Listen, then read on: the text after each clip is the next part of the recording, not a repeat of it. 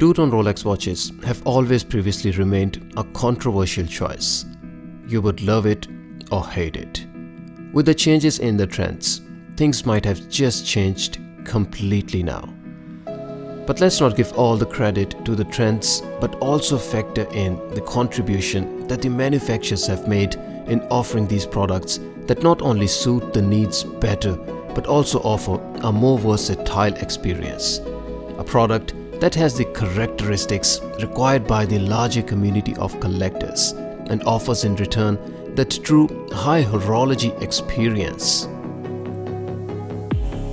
I've talked about the GMT, Explorer, Oyster Perpetual, Submariner and Explorer 2, but not so much about the two-tone Rolex sports models, especially in the GMT. Let's just say I was waiting for something to sing those melodies that you simply can't go past without listening and enjoying them.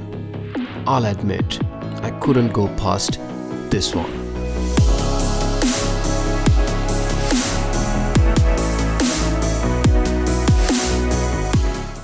If you find this video informative or helpful, please don't forget to support me by liking and sharing this video and subscribing to the channel. I'm not affiliated with any sales, marketing or shops, and what I share here is purely my opinion based on biased perspective. I don't make videos to sell the watches. I make these because I love watches. The GMT-master has a rich history from 1954, and even when we consider the two-tone model, the reference dates back to 1960s. So what you're looking at today is, although a modern stance of Rolex and the futuristic reference, yet something historically rich and significant. With the exploration and diving already sorted, Rolex introduced the GMT back in 50s to overcome another challenge, a much needed watch that could display more than one time zone. Even over 60 years back, Rolex were able to intelligently present a solution by adding just the fourth hand on the dial that completes one cycle in 24 hours, and then the rotating bezel to allow for the time reference to be changed. The Rootbeer two-tone GMT in this video was launched in 2018, and even this particular setup links back to Rootbeer from 1960s, although it does come with considerable changes in its design and looks, so much so that some collectors don't even like to call it Rootbeer. The main characteristic that defines the nickname is the brown bezel, which in this case only has the lower half of it colored as brown, while the upper half is black. As much as it adds contrast to the experience, it also helps with GMT time reading, with black color of upper half on the bezel representing darkness hours of the day or night, and then the brown part of the bezel representing daylight hours of the day. The dial is jet black and has the same texture as you see on the Rolex Submariner or GMT Batman, although the dial comes with Everose Gold hands and hour markers. The warmer tones on the dial and in the overall watch add a character and personality to the watch that it simply gives you a new experience, even if you already have a steel GMT in your collection. The watch then also comes with the same Everose Gold center links to complement the blingy looks of the watch. The center links are fully polished as any other two-tone Rolex, so there's a blink and shiny factor to it that is genetically inherent to it. But here's the thing about Everose Gold two-tone Rolex watches, where the yellow gold watches in two tones have a very warmer and more in-your-face character to them. The Everose Gold is ever so slightly muted and understated. You obviously don't buy two-tone if you really wanted the most underrated watch.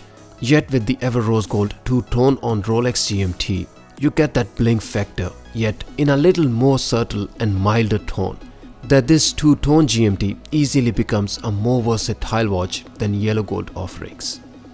This is also the only steel GMT in two-tone configuration now that comes with the Oyster bracelet. So if you prefer the Oyster bracelet over the Jubilee bracelet on the new GMTs that is offered in both Batman and Pepsi, this is your option to get your preferred bracelet choice. The bracelet also comes with Oyster safety clasp, but there is no glide lock adjustment as in the subs. The clasp, however, does offer 5mm extension link to add flexibility for those days and times when your wrist swells or contracts. Looking closely at the macro shots of the watch, the hour markers show relatively good finish, and thanks to the lack of faceted edges, There's no intricate manufacturing on display that is not only harder to produce but also difficult to machine to perfection. The rounded edges of our markers show fine polishing, but there's some fine dust I can see under the macro. I can't confirm, but it's likely the dust from the lume material inside the hour markers. The seconds hand looks fine too, but there's minor dust on it again, which is not something you can see from naked eye, and I don't consider it a concern too. The hour hand is again of the same pink gold and shows no surface flaws, which is impressive. The polishing on hand isn't quite mirror polish, and you can see that through the reflection from the seconds hand, but it's still a very good polish work. The minute hand shows no difference and exhibits similar fine polishing details and sharp corners. The GMT hand is not painted, rather it comes in the same pink gold texture and color as other hands. There are some very fine scratches on the arrow of the GMT hand. These are only surface scratches and can't be seen from naked eye, but they are there. One more comment I do have is regarding the change of color on the bezel. While at 3 o'clock, the transition is very sharp and change of color takes place exactly at the center of number 6. At 9 o'clock, this color transition isn't quite at the center of the number 18 or 8. This asymmetrical color change is consistent in all Rolex GMT models including Batman and Pepsi too. While I do understand that balancing the color change may misalign the transition from occurring exactly at 6 o'clock, I can't imagine there's no way that the bezel text could be resized to align the color change to occur exactly at the center of the text too. If it's too hard to do, I don't know what is the meaning of attention to detail. On the wrist, the two-tone GMT wears like an absolute GMT dream. While I was personally not a fan of two-tone watches, the subtle tone of Everose Gold on this Rootbeer GMT and then that brown bezel at the lower half just works really well. The watch lug to lug is 48mm and on my 6.5 inches wrist with the wristband of width of 55mm. The watch wears in the center of the wrist and with the thickness of 12.5mm, it is relatively a thinner sports watch. The pink gold tone on this GMT makes it not only very classy but elegant, sleek and dressy as well. The center links follow the same Everose Gold tone and then they are polished to take that jewelry look to another level. The watch, despite being two-tone and having solid links of gold, weighs only 170 grams with all links on. And even on my wrist, it does not feel heavy or top heavy at all.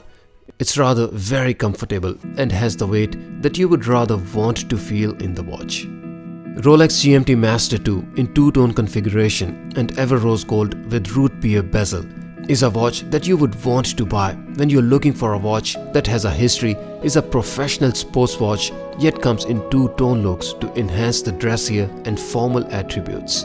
The thinner case yet maxi size and then the Rootbeer bezel adds to the characters of the watch that there is simply nothing else in the whole Rolex range to offer the same experience. On top of all of this, then you finally get the chance to enjoy that oyster bracelet that is no longer offered in the steel GMTs anymore.